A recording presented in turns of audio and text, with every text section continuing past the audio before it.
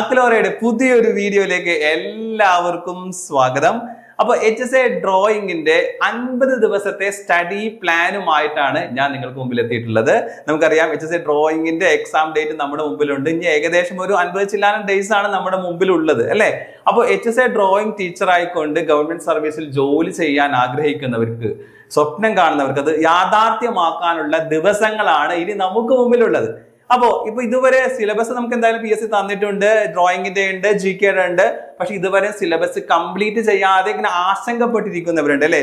ഇനി പഠിച്ചാൽ തീരുമോ, കഴിയുമോ എന്നൊക്കെ ഉള്ള ഒരു വിഷമത്തിലിരിക്കുന്നവർ, സിലബസ് തുടങ്ങാത്തവര്, സിലബസ് കംപ്ലീറ്റ് ചെയ്ത ഒരു റിവിഷൻ എങ്കിലും കിട്ടിയെങ്കിൽ എന്ന് ആഗ്രഹിച്ചിരിക്കുന്നവരൊക്കെ നമ്മുടെ മുമ്പിലുണ്ടാവും. അപ്പൊ അങ്ങനെയുള്ളവർക്ക് വേണ്ടി കൃത്യമായിട്ട് ഇനിയുള്ള ദിവസങ്ങൾ നിങ്ങൾ എങ്ങനെ പഠിക്കണം, എന്ത് പഠിക്കണം എന്നുള്ള കൃത്യമായ ഒരു സ്റ്റഡി പ്ലാനുമായിട്ടാണ് ഞാൻ വന്നിട്ടുള്ളത്.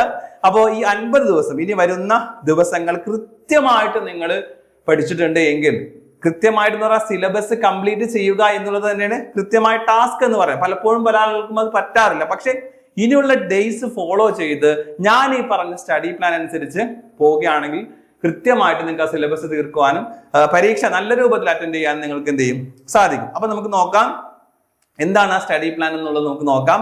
നമ്മുടെ സ്റ്റഡി പ്ലാൻ സ്റ്റാർട്ട് ചെയ്യുന്നത് മാർച്ച് 2 മുതലാണ്. മാർച്ച് 2 മുതലാണ് നമ്മുടെ സ്റ്റഡി പ്ലാൻ സ്റ്റാർട്ട് ചെയ്യുന്നത്.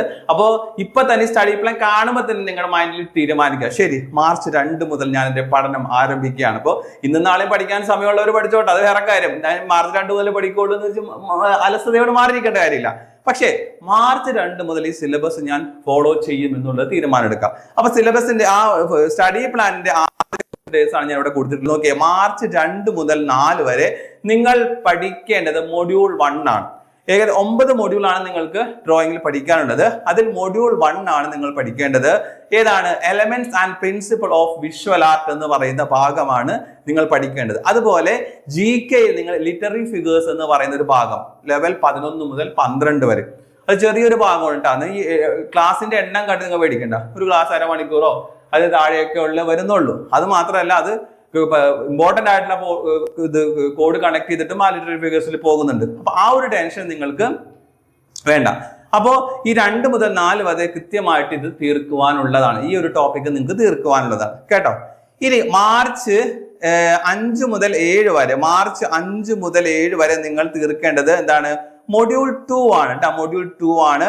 ഇൻട്രൊഡക്ഷൻ ഓഫ് വിഷ്വൽ കൾച്ചർ എന്ന് പറയുന്ന ഒരു ഭാഗമാണ് മൊഡ്യൂൾ 2 നമുക്ക് വരുന്നത്. അവിടെ നമുക്ക് GK വരുന്നത് എന്താണ്? സോഷ്യോ റിലീജിയസ് ആണ്, അവേക്കിംഗ് മൂവ്മെന്റ് ആണ്.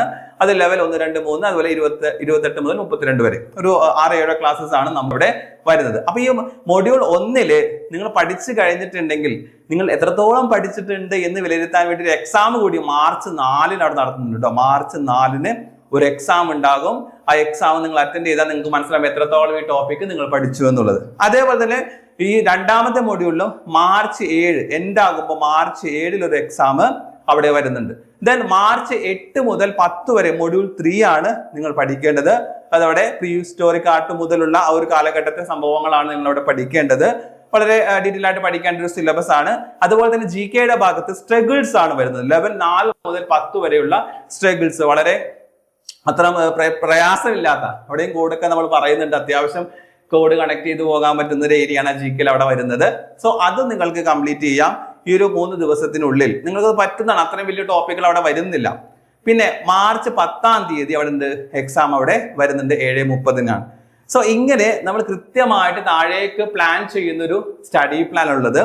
അതിൽ ഫസ്റ്റ് നമ്മുടെ റിവിഷൻ ഏകദേശം ഒരു 30 ദിവസത്തിനടുത്ത് ഫസ്റ്റ് റിവിഷൻ തീരും. അവിടെ ഈ പറഞ്ഞ ടോപ്പിക് അനുസരിച്ച് എക്സാമും കാര്യങ്ങളൊക്കെ കൃത്യമായിട്ട് ഷെഡ്യൂൾ ചെയ്ത് നിന്നുള്ള ദിവസങ്ങൾ കൃത്യമായി എങ്ങനെ പഠിക്കണം എന്നുള്ള രൂപത്തിൽ ഷെഡ്യൂൾ ചെയ്തിട്ടുണ്ട്.